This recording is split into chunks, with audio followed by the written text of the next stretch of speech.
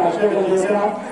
చక్కగా స్వామి హనుమత్ జయంతి ఆంజనేయ స్వామి యొక్క పుట్టినరోజు. మామూలు మీ ఇంట్లో మీ అబ్బాయో మీ అమ్మాయో పుడితే పాయసం చేస్తారు, చాక్లెట్ ఇస్తారు, కొత్త బట్టలు దొరుకుతారు, మంచిగా స్నానం చేస్తారు కదా మీరందరూ.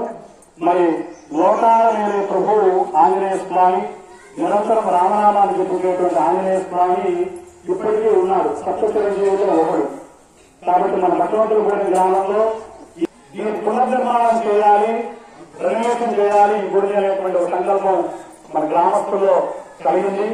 ఆ సంకల్పాన్ని మనందరం కూడా తలా ఒక చేయి వేసి ఇందులో ఈ బండలు కానివ్వండి, పక్కన ఉన్నటువంటి రాముడు కానివ్వండి, ఆ మేఘాలు కానివ్వండి, ధ్వజస్తంభాలు కానివ్వండి, ఇవన్నీ కూడా కొత్తగా చేయాలి, మార్చాలి.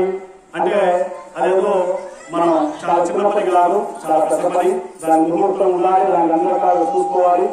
మనం ఆ పనిలో మనందరం కూడా భాగస్వాములం కావాలి అని చెప్పి నేను మన పట్టణంలో కూడా గ్రామ ప్రజలందరూ కూడా విజ్ఞప్తి చేస్తున్నాను.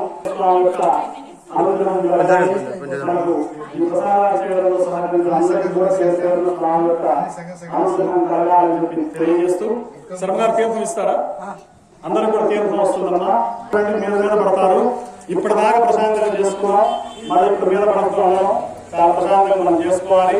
రాజా రామచంద్ర మహారాజ్ కి జై, సీతామాయికి జై, హనుమాన్ కి జై, హర పార్వతీ పతయే హర హర గోవింద గోవింద, ఆపదముక్తవాడ అనాథరక్షక గోవింద గోవింద.